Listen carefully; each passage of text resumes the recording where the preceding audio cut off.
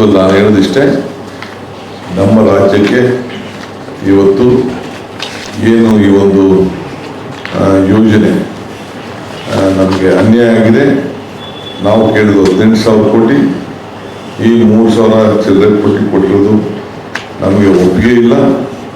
ನಮ್ಮ ತೆರಿಗೆ ನಮಗೆ ಹಕ್ಕು, ನಮಗೇನು ಅನ್ಯಾಯ ಆಗಿದೆ, ಅನ್ಯಾಯನ ತಾವೆಲ್ಲ ನಮಗೆ ಅದನ್ನು ಸರಿಪಡಿಸ್ಕೊಳ್ಬೇಕು ಅಂತ.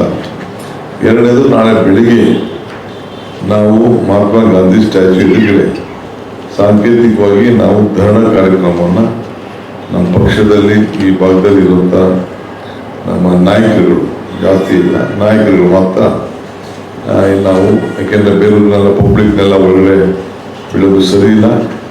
ಅದಕ್ಕೆ ಕೆಲವು ನಾವು ಪಕ್ಷದ ಶಾಸಕರು ಇದ್ದಾರೆ, ಅವರೆಲ್ಲ ಕೂಡ ಅವ್ರನ್ನ ನಾವು ಇಲ್ಲಿಗೆ ಕರೆಸ್ತಾ ಇದ್ದೀನಿ, ಕರೆಸಿ ನಮ್ಮ ಧರಣನ ಮಾಡ್ತಾ ಇದ್ದೀವಿ.